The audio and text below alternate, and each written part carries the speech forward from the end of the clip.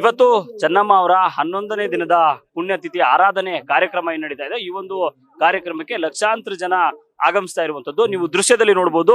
ಬರುವಂತಹ ಸಾರ್ವಜನಿಕರಿಗೆ ಯಾವುದೇ ರೀತಿಯ ತೊಂದರೆ ಆಗಬಾರದು ಅನ್ನುವಂತಹ ನಿಟ್ಟಿನಲ್ಲಿ ಎಲ್ಲಾ ರೀತಿಯಲ್ಲೂ ಕೂಡ ವ್ಯವಸ್ಥೆಯನ್ನ ಮಾಡಿರುವಂತದ್ದು.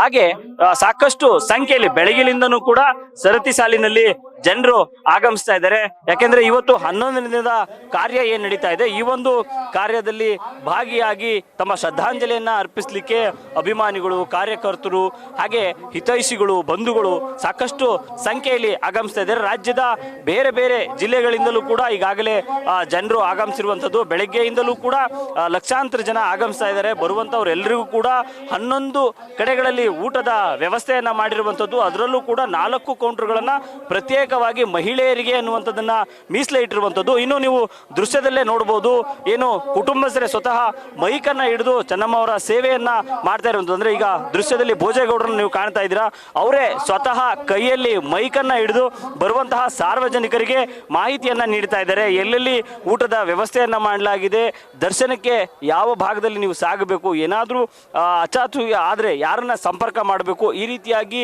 ಒಂದು ಗೈಡ್ಲೈನ್ ಅನ್ನ ಅವರೇ ಸ್ವತಃ ಮೈಕನ್ನ ಹಿಡಿದು ಪ್ರತಿಯೊಬ್ಬರನ್ನು ಕೂಡ ಮಾತನಾಡಿಸ್ತಾ ಅವರಿಗೆ ಮಾಹಿತಿಯನ್ನ ನೀಡ್ತಾ ಇರುವಂತದ್ದು. ಹಾಗೆ ಲಕ್ಷಾಂತರ ಜನ ಮಹಿಳೆಯರು ಕೂಡ ಈ ಒಂದು ಕಾರ್ಯಕ್ರಮಕ್ಕೆ ಆಗಮಿಸ್ತಾ ಇದ್ದಾರೆ. ಬೆಳಗಿನಿಂದಲೂ ಕೂಡ ಆಗಮಿಸುವಂತವರಿಗೆ ಯಾವುದೇ ರೀತಿಯಾದಂತಹ ತೊಂದರೆ ಆಗಬಾರ್ದು ಅನ್ನುವಂಥ ಹಿನ್ನೆಲೆಯಲ್ಲಿ ಸಾಕಷ್ಟು ವ್ಯವಸ್ಥೆಯನ್ನ ಮಾಡಿರುವಂಥದ್ದು. ಸುಮಾರು 1.5-2 ಕಿಲೋಮೀಟರ್ ಹಿಂದಿನಿಂದಲೂ ಕೂಡ ಒಂದು ದೊಡ್ಡ ಕ್ಯೂ ಇರುವಂಥದ್ದು. ಆ ಒಂದು ಕ್ಯೂನಲ್ಲಿ ಪ್ರತಿಯೊಬ್ಬರು ಕೂಡ ನಿಧಾನವಾಗಿ ಈ ಒಂದು ಏನು ಪುಣ್ಯ ಸಮಾಧಿಯ ದರ್ಶನವನ್ನ ಮಾಡಲಿಕ್ಕೆ ನೇರವಾದಂಥ ವ್ಯವಸ್ಥೆಯನ್ನ ಮಾಡಿರುವಂಥದ್ದು. ಈ ಒಂದು ಭಾಗದಲ್ಲಿ ಏನು ಆಗಮಿಸ್ತಾರೆ ಅವರು ನೇರವಾಗಿ ಚೆನ್ನಮ್ಮ ಅವರ ಏನು ಪುಣ್ಯ ಸಮಾಧಿ ಇದೆ, ಆ ಒಂದು ಸಮಾಧಿಯ ಬಳಿ ತೆರಳಿ ಅಲ್ಲಿ ದರ್ಶನವನ್ನ ಮಾಡಿಕೊಂಡು ನಂತರ ಅವರಿಗೆ ನೇರವಾಗಿ ಊಟದ ಹಾಲ್ಗೆ ಬರುವಂತಹ ವ್ಯವಸ್ಥೆಯನ್ನ ಕಲ್ಪಿಸಿರುವಂಥದ್ದು. ಕ್ಯಾಮ್ರಾ ಪರ್ಸನ್ ಪ್ರಶಾಂತ್ ಜೊತೆ ಮಧು ಇಂಗಳದಾಳ್, ಹಾಸನ.